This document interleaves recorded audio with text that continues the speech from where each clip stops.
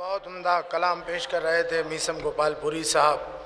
اب میں بڑے ہی ادب و احترام سے حجت الاسلام والمسلمین عالی جناب مولانا سید فرید الحسن صاحب قبلہ پرنسپل ناظمیہ عربی کالج سے گزارش گزار ہوں کہ وہ آئیں، افتتاحی تقریر سے مومنین کے قلوب کو منور فرمائیں۔ بآواز بلند نعرہ صلوات۔ حضرات السلام علیکم۔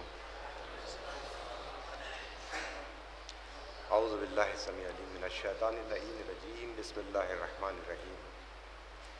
الحمدللہ رب العالمین والصلاة والسلام علی اشرف الانبیاء المرسلین سیدنا و نبینا و شفیعنا و ابی القاسم محمد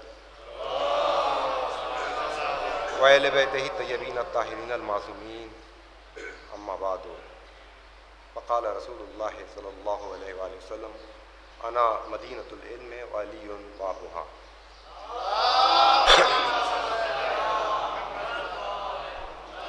حضرات، یہ قول رسول، اس حدیث سے ہم آپ سبھی واقف ہیں کہ رسول اسلام نے فرمایا کہ میں شہر علم ہوں اور علی اس کا دروازہ ہے۔ تو آج پوری دنیا میں جہاں جہاں بھی ان علوم کی تعلیم دی جاتی ہے جس سے ہم اور آپ منسلک ہیں، وابستہ ہیں، یہ علم اسی در سے وابستہ ہے کہ جس کے لیے رسول اسلام نے فرما دیا ہو کہ علی اس کا دروازہ ہے۔ اب چاہے یہ تعلیم نجف الاشرف میں ہو رہی ہو کہ جہاں کے بانی شیخ جعفر طوسی تھے، یا قم مقدس میں ہو رہی ہو، یا دمشق میں شام میں ہو رہی ہو، یہ تمام علوم جو ہیں اسی در سے وابستہ ہیں۔ تو لہٰذا ہم کو بس بہت ہی کم الفاظ میں زیادہ زحمت نہیں دینا چاہتا ہوں کہ ہماری آپ کی سب کی ذمہ داریاں جو ہیں وقت کے ساتھ ساتھ بڑھ جاتی ہیں۔ جیسے جیسے عہدے ملتے ہیں ویسی ویسی ذمہ داریاں بڑھ جاتی ہیں۔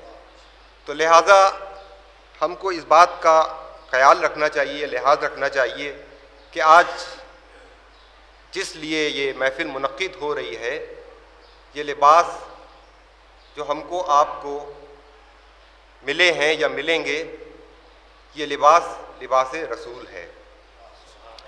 اور اس کا ہم کو، بلکہ میں اپنے چھوٹے بھائیوں سے یہ کہنا چاہتا ہوں کہ اس لباس کا ہم کو پورا احترام رکھنا چاہیے۔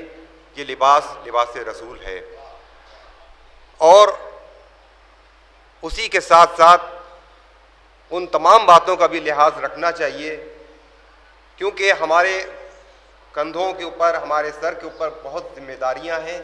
یہ ذمہ داریاں خالی ایک ادارے، ایک کسی انسٹیٹیوشن سے منسلک نہیں رہ جاتی ہیں۔ جب آپ اس علم کے در تک آ جاتے ہیں تو آپ کی ذمہ داریاں جو ہیں بڑھتی چلی جاتی ہیں، اور ویسے ویسے آپ کی ذمہ داریاں خالی ایک ادارے سے ہو کر کے محدود نہیں رہ جاتی ہیں۔